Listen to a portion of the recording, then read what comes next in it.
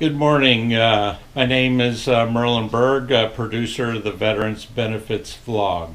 Jack Kincheloe, and Jack is a Korean War veteran. Jack's going to share his story with us today. Jack, why don't you give me a little background about your time in Korea and your experiences with the Veterans Administration? Okay. I arrived in Korea and was put put in a replacement depot, and I was there just a few days. 19-year-old kid just uh, didn't really know what was going on too much, and so I was selected one day, and if those of you have been in the military, you recognize being selected. Uh, they came in and pointed to me and said, "Come with us," and I went, and I ended up riding first a little train and then a three-quarter ton truck over the mountains of Korea into a little spot that was 30 or so miles above the 38th parallel in North Korea. Uh, I was in a little detachment from the port operation in Pusan. There was approximately 100 people, I think 114 uh, enlisted men and officers that were set up here to this area in North Korea, uh, and our job was to unload uh, LSTs and LCUs that brought all kinds of ammunition and equipment and materials to uh, for us to unload off these vessels and take to the front lines for use by people occupying the front line. And I really didn't recognize the fact that I was in a detachment from this port operation in Pusan, and that would I didn't realize that that would have such an effect on the discussions I had with veterans, VA people, when I got back to the United States and later on. I first got there the first winter. We did not have proper clothing for the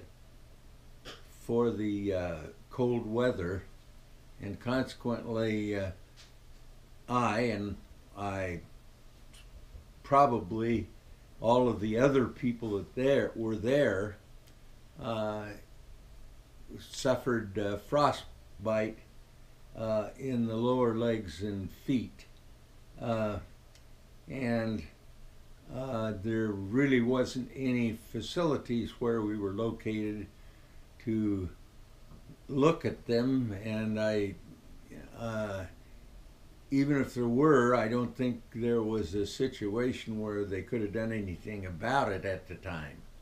Uh, you went on and did what you had to do, and suffered the cold weather. We, strangely enough, in the military's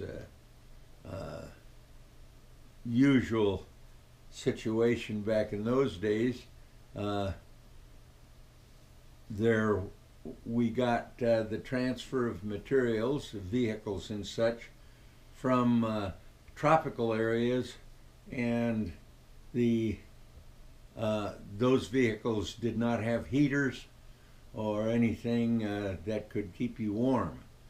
So pretty much there was no way to keep warm uh, other than trying to move around as fast as as was possible to raise your temperature, I guess. But although I had some of my friends encouraged me to get a medical card, I did not want to do that because I thought that that there were other people that would probably need help more than I did. I guess.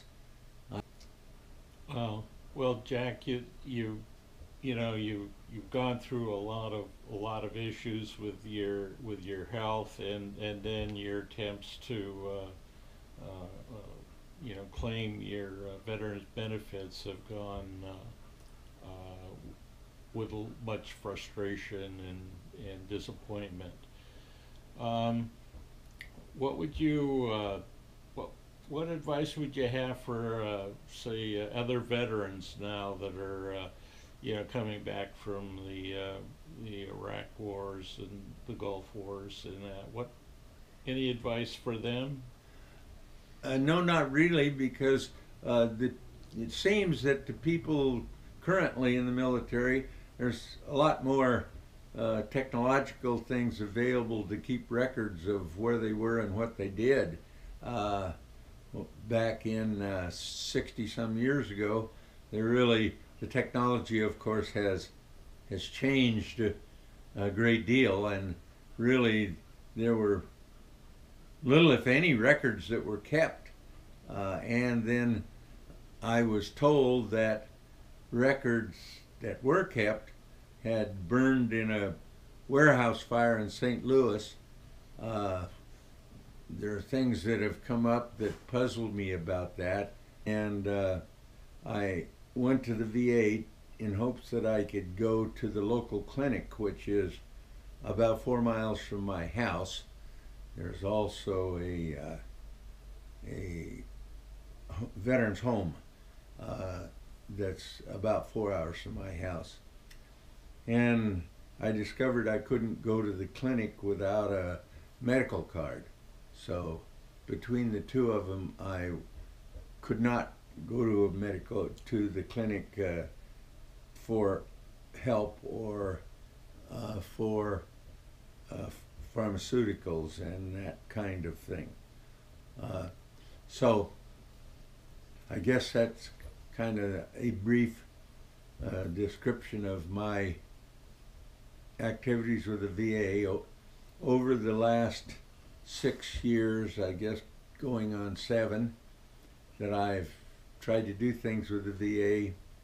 I've tried to do that through the Wasco County Veterans Office, and I find that they say their hands are tied because my total household income was above $36,000.